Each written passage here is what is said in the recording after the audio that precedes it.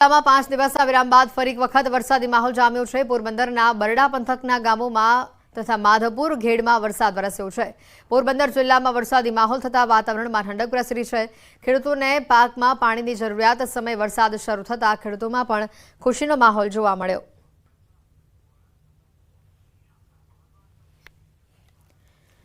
દ્વારકા યાત્રાધામમાં તોફાની વરસાદ જોવા મળ્યો। દ્વારકામાં ભારે ગાજવીજ સાથે ધોધમાર વરસાદની શરૂઆત થઈ। સમગ્ર દ્વારકા શહેરમાં વરસાદી પાણી ફરી વળ્યા। ભારે વરસાદને લઈને દ્વારકા શહેરમાં રસ્તાઓ પર પાણી વહેતા થયા હતા।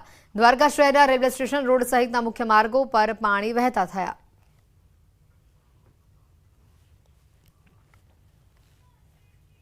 જિલ્લામાં મેઘરાજાની પધરામણીથી નયનરમ્ય દ્રશ્યો પણ સામે આવ્યા છે। દ્વારકાધીશ મંદિરે 56 સીડી સ્વર્ગ દ્વારે વહેતા ઝરણા જેવા નયનરમ્ય દ્રશ્યો સામે આવ્યા। દ્વારકામાં મેઘરાજાની એન્ટ્રીથી પગથિયા પરથી નયનરમ્ય વરસાદી પાણી વહેતા થતા અનેરો માહોલ જોવા મળ્યો હતો। મેઘરાજાની પધરામણીથી દર્શને આવેલા ભક્તો પણ ભીંજાયા હતા। બંને તસવીરો આપણે બતાવી રહ્યા છે। એક બાજુ ભારે વરસાદથી ગામમાં રેલવે સ્ટેશન રોડ વિસ્તારમાં પાણી ભરાયાની આ તસવીરો અને બીજી બાજુ 56 સીડી વિસ્તારના દ્રશ્યો કે જ્યાં નયનરમ્ય દ્રશ્યો સામે આવ્યા। સીડીઓ પરથી ઝરણા વહેતા હોય તેવા આ દ્રશ્યો સામે આવ્યા। ભક્તો પણ આ દ્રશ્ય જોઈને મનમોહક થયા હતા। આણંદના ઉમરેઠમાં મોડી રાત્રે વરસાદી માહોલ જામ્યો। કડાકા ભડાકા અને પવનની સાથે વરસાદ વરસ્યો। લાંબા વિરામ બાદ વરસાદી ઝાપટું પડતા ઠંડક પ્રસરી હતી। ઉમરેઠ પંથકમાં મોહરમના તાજિયા જોવા નીકળેલા લોકો વરસાદમાં ભીંજાયા હતા। સુરેલી, સુનરપુરા, લીંગડા, પણસોરા, થામણા સહિતના ગ્રામ્ય વિસ્તારોમાં વરસાદી ઝાપટા પડ્યા હતા।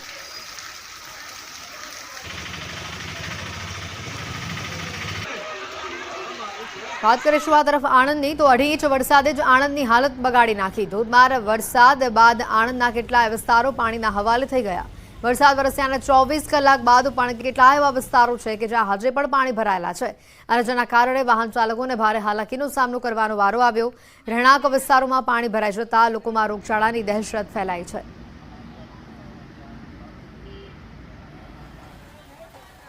પ્રશાસન કોઈ પણ જાતની કાર્યવાહી આ વિશે કરતી નથી। અહીંયા પાણી ભરાયેલું રહે છે, બીમારીઓ ફાટી નીકળવાનો ભય છે, ન દવાનો છંટકાવ થયો છે, કોઈ પણ જાતની મતલબ નગરપાલિકા કાર્યવાહી કરતી નથી। વરસાદ પછીની જે આણંદ શહેરના વિસ્તારોની જે સ્થિતિ છે એ જાણવા માટે ન્યૂઝ 18 ગુજરાતી આણંદ શહેરના વિવિધ વિસ્તારોમાં રિયાલિટી ચેક કર્યું છે। ચોક્કસ દ્રશ્યમાં બતાવવા માંગીશ કે આણંદનો આ બાલેજ રોડનું આખો એક સર્વિસ રોડ છે, ત્યાં જળબંબાકારની સ્થિતિ તો નથી ચોક્કસ કહી શકાય, પણ વરસાદી પાણી ખૂબ ભરાયા છે। સ્થાનિકોની અવરજવર છે, લોકોને ખૂબ સમસ્યાઓ છે। ત્યારે ચોક્કસ કહી શકાય કે પ્રી મોન્સૂન જે કામગીરી છે એ નિષ્ફળ ગઈ છે અને લોકોને પારાવાર મુશ્કેલીઓ પડી રહી છે। ત્યારે અહીંના જે સ્થાનિકો છે, આ વિસ્તાર છે એમાં કાદવ કિચડની બી પરિસ્થિતિ છે। એટલે એક રીતે કહીએ તો વરસાદ પછીની જે સ્થિતિ છે એ ખૂબ ગંભીર છે અને જે વિવિધ વિસ્તારોનું આ જે સમસ્યા છે અને જેના કારણે વાહન ચાલકોને તકલીફ છે, અહીંયા સ્થાનિકોને તકલીફ છે અને જે વરસાદ પછીની સ્થિતિમાં જે નગરપાલિકાના વહીવટીતંત્ર જે કોઈ પગલાં લેવા જોઈએ એ લીધા નથી। આપણી સાથે અહીંયા સ્થાનિક લોકો છે, એમને પૂછીએ કે શું સમસ્યા વરસાદ પછી? વરસાદ પછી સમસ્યા એ જે 1.5 કલાકની અંદર વરસાદ પડ્યો એમાં તું આણંદ બધું પાણી થઈ ગયું છે। બીજી વાત, પહેલા આ area Bismillah society, Kohinoor society, એ બધે આપણે વારંવાર રજૂઆત કરી છે, કોઈ એક પણ કામ થતું નહીં। અમદાવાદથી તસવીરો બતાવે નરોડા વિસ્તારમાં વરસાદી માહોલ। નરોડાના આસપાસના વિસ્તારોમાં પણ વરસાદ જોવા મળ્યો। વરસાદ શરૂ થતા રસ્તા પર પાણી ભરાવાનું પણ શરૂ થયું। વરસાદની હજી પણ આવનારા કલાકો માટે આગાહી આ વિસ્તારમાં કરાઈ છે।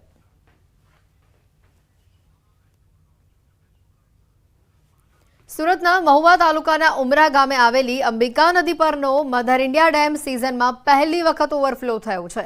ચોમાસાની ઋતુ શરૂ થયા બાદ સિઝનમાં પહેલીવાર અંબિકા નદીના જળસ્તરમાં વધારો જોવા મળ્યો છે અને મધર ઇન્ડિયા ઓવરફ્લો થયું છે। મધર ઇન્ડિયા ડેમ છલકાતા ચોમાસા બાદ ખેડૂતો માટે પૂરતા પ્રમાણમાં પાણીનો સંગ્રહ થઈ જતા ખેડૂતોમાં પણ ખુશીની લહેર વ્યાપી છે। ડેમ છલકાતા અદ્ભુત નજારો જોવા મળી રહ્યો છે। પ્રવાસીઓ પણ ભારત માતા પુલ પર પોતાના વાહનોને પાર્ક કરી પોતાને આ નજારો જોવા માટે રોકી ન શક્યા।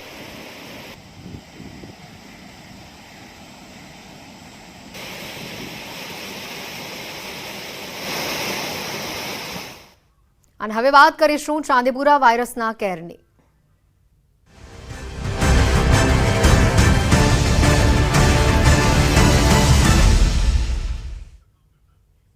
વાત આવી રહી છે પંચમહાલથી શંકાસ્પદ ચાંદીપુરા વાયરસથી મોત થયું છે. ગોધરાના કોટડા ગામમાંથી શંકાસ્પદ ચાંદીપુરાનો કેસ સામે આવ્યો છે. વડોદરામાં એક બાળકીનું સારવાર દરમિયાન મોત થયું છે.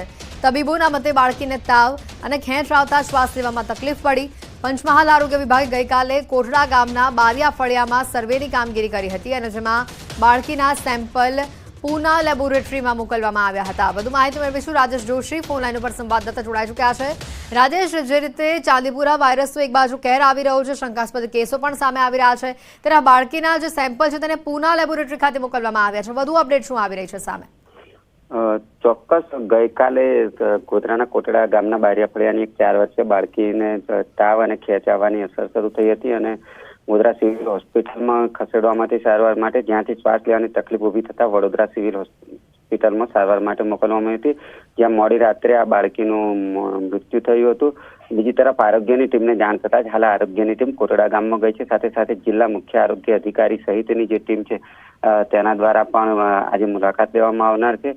તેથી વાત કરવામાં આવે તો પંચમહાલ જિલ્લાની જે ભૌગોલિક પરિસ્થિતિ છે ત્યાં ચાંદીપુરા વાયરસ ફેલાવાનું મુખ્ય કારણ એ કહી શકાય કે જ્યાં માટીનો દિવાલો અને માટીના લીપણવાળા જે મકાનો હોય છે ને જેમાં જે આ મચ્છર અને માખીઓ છે તેનો ઉપદ્રવ થતો હોય છે, જેથી આરોગ્ય વિભાગ દ્વારા હાલ ઘરે ઘરે સર્વેની કામગીરી કરી અને સાથે સાથે સમજ આપવામાં આવી રહી છે અને જેમ પાવડરનો છંટકાવ કરવા સાથે જ મકાનોની જે દિવાલોની તિરાડો છે તે પૂરવાની કામગીરી માટે પણ હાલ ટીમો કામે લગાવી દેવામાં આવી છે. જી આભાર રાજેશ માહિતી બદલ. મહીસાગર જિલ્લામાં ચાંદીપુરમના શંકાસ્પદ લક્ષણવાળો એક કેસ સામે આવ્યો છે. લુણાવાડા તાલુકાના જૂના રાબડિયા ગામે 5 વર્ષની બાળકીમાં ચાંદીપુરમના શંકાસ્પદ લક્ષણો જોવા મળી રહ્યા છે. બાળકીને સારવાર માટે અમદાવાદ સિવિલ હોસ્પિટલમાં ખસેડવામાં આવી હતી. સારવાર દરમિયાન આ બાળકીનું પણ મોત થયું છે. શંકાસ્પદ વાયરસના કારણે અલગ અલગ ટીમો બનાવી આરોગ્ય વિભાગ દ્વારા જૂના રાબડિયા ગામે સર્વે હાથ ધરવામાં આવ્યો છે. ચાંદીપુરમના શંકાસ્પદ લક્ષણો મહીસાગર જિલ્લામાં પણ જોવા મળતા આરોગ્ય વિભાગ હરકતમાં આવ્યું છે. અમદાવાદ સિવિલ હોસ્પિટલ ખાતે સારવાર માટે રિફર કરવામાં આવ્યા હતા. તારીખ 14/7/2024ના રોજ એ બાળકીનું મૃત્યુ થયું છે. આ માટે સદર વિસ્તારમાં આરોગ્યની ટીમો બનાવીને ઘેર ઘેર એન્ટીલાર્વર એક્ટિવિટી, ટેસ્ટિંગ કામગીરી, ક્લોરિનેશન કામગીરી તથા સર્વેલન્સ કામગીરી કરવામાં આવી રહી છે. જિલ્લા વહીવટીતંત્રને જાણ કરવામાં આવી. જિલ્લા વહીવટીતંત્ર દ્વારા રાબડિયા ગામની છેલ્લા 3-4 દિવસથી મુલાકાતો લઈ જમીનના સેમ્પલ અને એ જે જગ્યાએ બનાવ બનેલો છે એ ભાઈની આર્થિક પરિસ્થિતિ પણ નબળી છે અને કાચું મકાન છે ગાર માટીથી ચણેલું, એટલે ત્યાં એના પણ સેમ્પલ લેવામાં આવ્યા છે. ચાંદીપુરા વાયરસને લઈને ઉત્તર ગુજરાતમાં પણ તંત્ર એલર્ટ મોડ પર છે અને અત્યાર સુધીમાં 8 બાળકોના મોત થતા આરોગ્ય વિભાગ હરકતમાં આવ્યું છે. દવાનો છંટકાવ કરી ઠેર ઠેર સર્વે પણ કરવામાં આવી રહ્યું છે. હિંમતનગરની સિવિલ હોસ્પિટલમાં શંકાસ્પદ ચાંદીપુરાના અત્યાર સુધીમાં કુલ 9 જેટલા